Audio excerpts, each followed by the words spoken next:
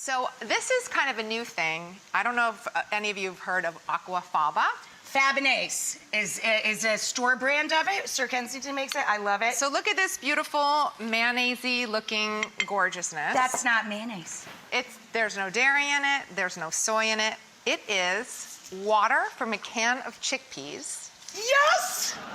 And all you have to do is take your handy little hand blender and emulsify it